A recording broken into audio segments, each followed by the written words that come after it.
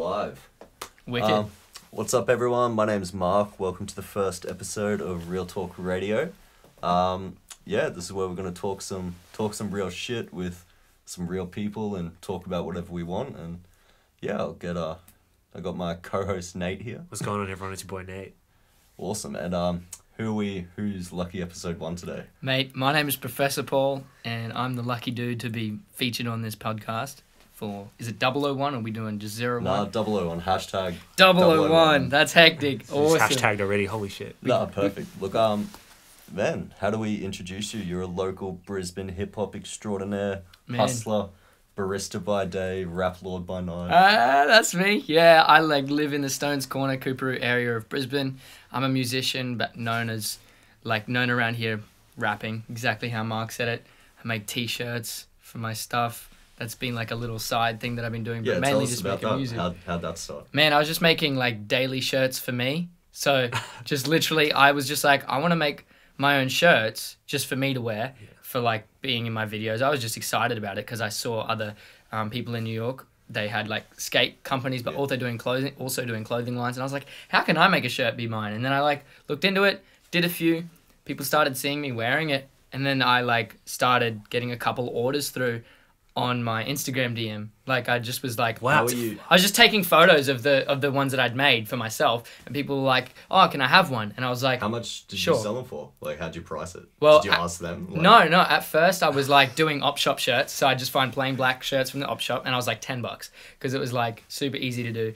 And the first round was $10, and then a couple of girls wore it to the show that we did back for Order 66, which was cool from work. Money. Like just little stuff. Right. And then I was like trying to do the op shop thing, so it was recycled merch, and I was just keeping track, but it was really hard because I had orders to fill. So the shirts that I wear every day are cotton on shirts, and I just love them. I just always loved them, and they're plain. And so I put the P's on the plain shirt, and because they're $10, I sell them for $15 and make a 5 profit, and then that's how I've been selling them regularly and recently. So you're a hustler. Yeah, a little bit. It's cool. And it happened out of nowhere. Like, I didn't even mean it to happen. I was just making shirts for myself, and then the people around me were like, oh, can I cop one? Can I cop it in this color, this size? And now we'll just meet up, hang out, have a catch up. And that kind of goes back to the like the old school hip hop days where after your show you'd be hustling your tape out the back of your car. Homemade merch. And I feel like we lose all that these days. Everything's so just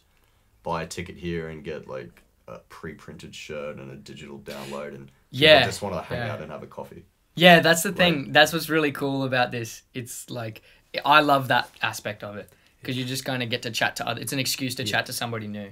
Yeah, you have like sort of a real like organic engagement with people, so they remember you for who you are, as opposed to that song or that dude who did that thing. You're Professor Paul. Yeah. You know what I mean? And I'm not by any means like a viral sensation, so for me it's like I rely on the people around me. Like in a way, I don't rely on them, but like they are the people that are interested in me are mostly the people that are around me and the people that I've met. So that's just really cool. Cool. So you've alluded to me before that the end journey for this is Splendor. Yes. Like main stage or just local talent or my original goal was Mix Up Tent, which is it's a big tent on the other side from the amphitheater. So that's where I like first saw Sampa the Great play, and when I stood in there in 2016, I was like just vibing to her music. I'd never heard her, and I was like, I want to be here. Yeah, and I was like, that was the moment that I was like, the first single that I did, I really put into motion and was like, I'm putting this out.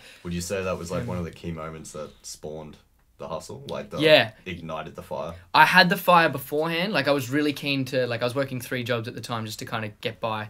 And like I was hungry through there. I was like, I want to do something else. It was always creative though. I was always like, I was looking into money stuff when I left uni, because I left uni because I realized, I want to do music. What were you doing at uni? I was doing creative industries. Sure. Cool. And what got you into that? Like music or? Yeah, because I did music all through high school, and then I was like, oh, this seems like a safe path to take. Yeah. And so I took the safe path, and which I was now is looking at you as you wouldn't pick that because you're sorry just to do it yourself and the hustle and exactly, because that's what I was realized. like you need that university backbone at all? No. Say it a bit louder. That's the real talk. That's the real talk. Shit. Yeah, no, I don't think I need it, because I realized in high school, one of my teachers was like, he was very proactive, very, he inspired me to just, if you've got an idea, instead of just sitting around and talking about it, do it. And he would say that, but he wasn't a teacher who would say that and not act on it. He acted on it every single day. So watching him do that, I think, inspired myself and other people around me to do a similar thing. And I just took that and ran with it in grade 12. And then I realized when I got to uni, I was like, I wasn't running with it as much as I could have been. You were and someone else's running. Yeah. And I was like, oh, this is inspiring. I like making beats on my laptop. Like, I enjoy listening to Eminem and Dre's productions. I'm like, I can do this. And it's like, why not? So I went for it. Yeah. And then there was one class at uni that I really liked. It was about Ableton and like using it and getting to, like, I got to make my own song there. And doing that process was like, that song that I wrote for that, I was like, this is exactly what I want to be doing. So I just withdrew at the end of the year because I failed. How old were you when you were at uni? Like, how old are you 17. now for the listeners? I'm 21 now. I was 17, 18 when I was at uni. And like, I failed second semester a couple of subjects just because I didn't care about it. I was like, it doesn't matter. I'm just doing this stuff. I'm just doing the music. And even though I wasn't all that great, like I was pumping out shit, I was like, but I'm pumping it out. That's right. And I'm like, I'm getting like a little bits better. And then I started rapping in 2016, which is the year after. And that's when I kind of like just that little bit more. But Splendor has always been just, that's the goal. Like if I could get to play in a stage like that. How long until Splendor? When's the next? Oh, there's like, it's what's your really, time frame you're looking at? Really close. Like I reckon if I'm not in the ears of the right people in the next 6 to 8 months, it's going to be really cutting it fine, because they would already be booking acts potentially now. Like the Splendor for now is already going ahead. So like, even though that's going to happen, I've got less. I feel like 6 months is a long time in this internet. It is. Like I've got enough time to put shit out. But at the same time, it's like, it means every second counts to a degree. Well, that's good. Like you've kind of got a deadline. A lot of like music artists are like, I'll do it when I feel like it. Where you're like, no, I got 6 months. I got to do this. So what does it take to get to Splendor? What does it take? For me, it's like I've got to get in the ears of everybody on Triple J. Okay. And like, so Triple J on Earth. 100%. So like, that's probably, I haven't focused my energy heaps on that. Yeah. Like, admittedly, I haven't, because I'm just not used to it. And so it's something that's going to be the biggest learning curve for me, is like learning about those people who are involved in that community, because I'm going to but I am in some way or another going to have to be associated with them, because it's a big part. It's a Triple J festival. So it's like, that's right. If I'm not in there, then I'm cutting all my chances out. Like if I'm just focusing on overseas or something else, then Splendor's not just going to come. Like I've got to kind of just keep doing my thing, but work in with expanding my community. Yeah. So you were talking earlier about your single release, or you've got a release coming up? Yes, Friday. So is this going on Triple J on Earth? Yes. Awesome. Definitely. Do you want to, whereabouts can we listen to it? Like It's going to be everywhere, so it'll be on Apple Music, it'll be on Spotify. Is this your first proper like big release across all platforms, or? No, this will be my fourth. Okay. Across all platforms. Yep. And but you're doing a big like push with this one, yeah? Yeah, this one, just because it's, I guessed, I upload beats very regularly to SoundCloud, and they're accessible. Before we came here. Thanks, man. They're dope, dude. Thanks, bro. But like for music like this, where it's, I've paid to get it mastered by other people, I've sat down and intently mixed it with others, and I guess it's a very polished song. It's like I guess flagship for a little while, until the next release. So more so than this, like, not saying this isn't your first one, you're not properly pushing, but more so this is your first one where, like, let's say there's a lot of like rappers out there that are your level that have just finished their 6 months of their hustle. Like you know your sound now, you've got your look, you know what you want, you've got your drive. Like this is gonna be your first kind of you. Does that make sense? Like so like for someone listening out there that they're just making beats or they're just at that stage, like what actually is the process? Like getting someone else to master your song, how How do they do that? Like, did you go through Google or? Yeah, Google. You're releasing yourself. Like, I don't want to give away your No, secrets. that's it. It's these key things that people like. Like everyone goes, do it yourself. It's like how the fuck do I do that? How do I do that? Yeah, like, no, it started like I didn't know either when I started. I had a friend who like I called up who was in bands around Ipswich and stuff, and he like was helping me with other musical ventures before, and I asked him, and he just gave me some hints. But now like.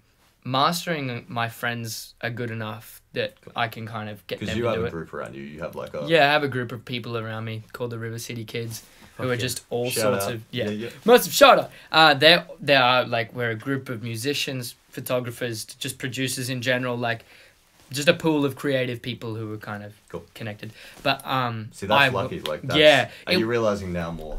Like, yes. How lucky you are. You're like, oh shit, I got everything. But I didn't have it when I started, if that makes sense. So like when I started, it was Google. My first couple of singles, I got mastered. Oh, even this single, I got mastered by a guy called Adam Dempsey. Because I searched up like my favorite like Australian hip hop artists, for example. What do you want to sound like? And and at the time I was super into Seth Century. Seth Century had an album that I loved, mastered by this guy, and he did, one track was $150, and I was like, let's go. So then I just kind of... people think mastering, they're looking at $8,000, and it's like, no, like, it's real. Like, these days you can get decent stuff done. You can get it cheaper too. Like, there's sites like distribution sites like TuneCore who have even deals to do. Man, like, $100 they'll do a master, and it's cool. But like, if you're super serious, put your money where your mouth is. Like, if you're just, even if you're not like 100% think you're good enough. A lot of that because people see a lot of people blow up overnight, so everyone's kind of waiting for that. Oh yeah. Like, a lot of people don't do the full hustle. They go, no, I'll blow up overnight. I'm not gonna. Yeah. They can't, like, whereas you've kind of like you've accepted, like, this is me. Like, I'm gonna fucking. And you can hustle. track your success, man. Like, you've just gotten bigger and bigger. Yeah, man, you know what I mean? If it takes a year for you to get big, you're gonna feel better than if you just blew up.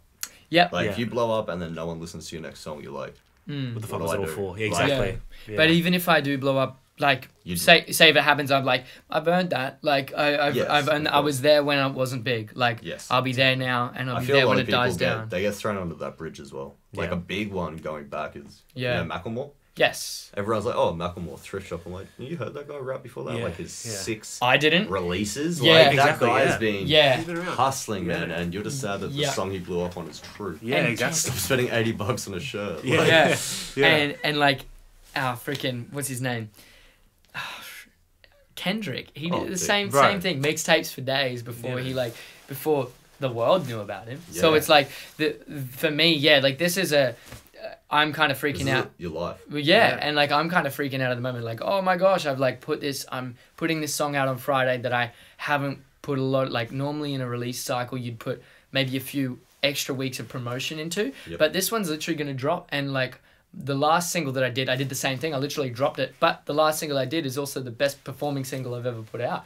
So it's like, it's also in this... You'd rather drop something and promo it than lead up to listen to it next week. You'd rather people go, hey, listen to it now. Yeah, I want to put it out and just see where it goes. And even though I'm like nervous about that, when I think about the fact that, Kendrick's got, 6 albums before he even... or whatever, how many he's done work before he got... massive. It's the same thing. Like, when I look on a grand scheme of things, it's not going to matter that I dropped it on a Friday or a Tuesday. Yeah, exactly. It's not going to matter that I dropped it early. It's just the fact that I dropped it that matters. Yeah, because people are going to find out. I'll next release after it'll be different. It may be more scheduled. Yes. It'll like, people are going to find that song. Like, keep them guessing. Just get your stuff out there. It just that's the idea. Who's talking about like rap? Yes. Who's your, just so like. We'll add some of your songs in so people can hear you and stuff. That'd be great. Like, we'll link everyone down below and stuff. Fuck yeah. If they want to hear you on SoundCloud, what do they search up? I would say Professor Paul, Brisbane, Australia. Just put that in the search bar. Yeah. Awesome. Well, look, going into the rap side of things, who's your favorite rapper? Logic. Now. True. Yeah. Awesome, 100%. Man. Now, that guy's got a lot of love and a lot of hate at the same time. You see, like, I feel like the hate's dying down. He's proved his fucking worth. That dude can, that dude can spit, man. Dude, but like, going forward from that, what brought you to his music? Was it, like, honestly, was it the controversy? Like, what's this guy about, or did you just listen to his music and you're like, man, this guy's hard? Well, I heard a friend of mine, my ex-girlfriend's brother, was like, I reckon you'll like this guy. Sent me a link, and it was a song called Fade Away off the incredible jacket. Yeah. It's a song called Fade Away off the Incredible True Story. And that's what this jacket's from. It's from the Incredible True Story. I first listened to Fade Away and I sat there, and this was in my 2016 year. So the first year that I started rapping on the beats that I was making and like taking that more seriously. Because you make all your own beats. That's a big thing as well. You're like you're self-made, man. Yeah, it's cool. And then so I listened, it was on YouTube, and I was just like, I saw the artwork of him in like the spaceship. I was like, I heard the horns, which I use a horn, and like I heard the bars, and like not just the bar, like the fact that he was a fast rapper was like cool, because I was like, I like that. I want to learn to be able to like do that. But the content of what he was talking about was like, I'm nothing, but I'm working so hard to be something, and it's all gonna add up one day. It's the come up. Yeah, bro, he was talking about that, and I was just like, I feel like this is exactly what I want to say, like exactly what I've been wanting to say for ages, and it like, there was a moment of like, fuck you, like there was a moment of like, I really like, you've just done that, and I'm like, I want to be better than you, but you've already done it, and it's like you are listening to your rival. Yeah, no, but I was like listening to myself, like I felt like I was like listening to actually everything that I was trying to pour out, and so at first it was a little bit confronting, but over time, but I was addicted. Because you found sound. Yeah, I was confronted, but I was addicted to it at the same time. I was like, and then after a while, I was like, no way, this is like, the guy stands for almost, like, we have differences, we're different people, but the big core values that he has have always matched up. I think people always point and that was special. People point that out. They'll point out differences, not understanding that there's 1,000 things we're similar with. Yeah. Like, everyone's always like, they'll point out the smallest differences. It's like, yeah, but no, like, we have all this in common. Like, let's stop pointing out the fact he may live in that city and I live here. Yeah. We went through the same shit. Or we have the same, like, that's what I think music now is. It's crushing that gap of, like, people, just this class system. Yeah. That's like, cool. Legit. It's chatting, like, dude, you're listening to a person. guy who, 20 years ago, you probably wouldn't have heard him and heard his stuff. No. And now you're just chuck them on one day and you're like, fuck. Like, yeah, he's changed your life. He inspired me so much, yeah, for sure. Like he listening to music change your life, like, and people just go over that. They're just like, oh yeah, it's cool. It's like, no, like it changed my life. Yeah. Yeah. It did, yeah. Yeah. Yeah, I wouldn't be, like, I looked around the other day and all the gear that I have is inspired by, I didn't even realize this when I bought it, but all the gear that I have is inspired from everything that he's had. Yeah. Like, it's crazy how it manifests like that. Like, if you're just chucking out a song, what's your core equipment you need? Ableton. Yep. And the keyboard. Ableton and keyboard, and then what? Literally like the Mac keyboard. Yeah, literally a MacBook with Ableton. That can be as basic as it. Like I can make a beat off that. Do you feel like that upsets a lot of the people in the industry? I hope so. Yeah, oh, good. Shots fired. Yeah, good.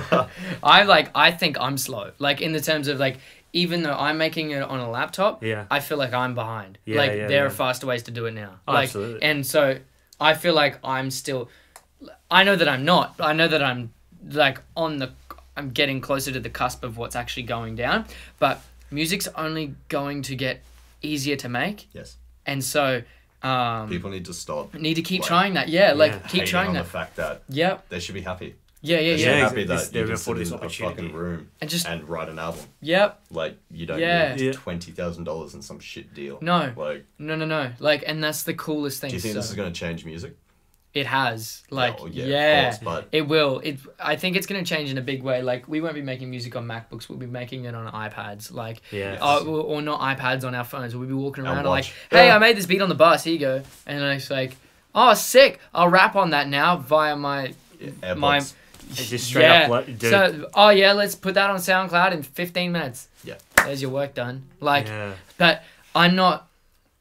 At the same time, there's still like the process to it and learning. There's still going to be finer details to the whole thing and learning like. But that's how about you're gonna. But it's one of the greats, man. Hopefully, you're like you still want to get into it. Like you're into it, but you're still like there's still more. Way more shit I want to figure out. Yeah. I'm just getting into things like sampling. I realized that Six, the producer for Logic, he executive produced Bobby Tarantino 2, which is Logic's latest release, but his main thing was Fruity Loops. Fruity Loops is only now donned. Holy shit, I just realized who Fruity Loops is. Yeah. Fruity Loops is only now donned as like an acceptable platform to produce on. I've been using Fruity Loops since. Dude, shit's fucking dope. Yeah, when it came out first, people like bagged on it. They're like, nah, this shit ain't real. You know why? It was the name. I guarantee it was the name. Fruity Loops. Yeah. They're worth quite a bit now, aren't they? FL Studio, Bob. Well, it's pretty good. Like, but the thing is, he used one synth, and he's just like a sound pack of drums. Post Malone, like, what is it? White Iverson. Yeah. That was done. FL Studio. Yep. I'm not surprised. But they were valued at some ridiculous amount recently. Yeah. Tens of millions or some shit. Yeah. It's really good. Like, because it's like trap music is made on that. Like, you can do things with the 808s through there, which is really easy and accessible. And it's just like, cool. People can make music just easier. Which is cool because now producers can also get that sort of identity that same level of promotion that rappers get. Yeah. You know what I mean? Which is cool because I think there are a lot of legendary producers out there. Like, no one knows who Jay Dilla is, but Jay Dilla's like, you know what I mean? Madlib, you know what I mean? Like, and so who's that? Oh, who's the dude that in front of all of Drake's songs? That guy. Or you know. Wait, who's raps on it or produces? That producer. And 40. He has that little mantra. He's got a massive following, and it's because of sites like that. It's unreal. Yeah. So it's cool. The level of entry is lower, but fuck man, the talent pool is like. And the other thing is too, like, collaboration is getting easier. Like, for example, Illmind, a producer I follow, he's from New York. He has sample packs. I just got one, but like his sample pack was melodies. It was just all melodies, and it was like, take my melodies. If you're in a label, you have to credit me and I get this amount of money. If you're not in a label, use this however you want, sell it to other people. But here's melodies, put drums to it. Yeah. Dope. Here's the individual channels. And then it's like, here's the individual channels, the bass, the second, first melody. Do whatever you want with it. Be creative. And it's like these producers, like Six, they're getting the same shit. Yeah. Like Illmind, gave him a pack of 10 melodies. He uses it as 1/3 of the beat in one of Logic's songs. And, now he's like, Illmind has a piece in that pie. Like, people are able to collaborate way more. Like, I did the same thing. I had this guitar riff that was, I'd recorded here and started making a beat, but it didn't turn into anything. And then I was with another friend of mine. He was like, you got any melodies? And I literally gave him the electric guitar beat. He put, he's really great at programming trap drums. Bang.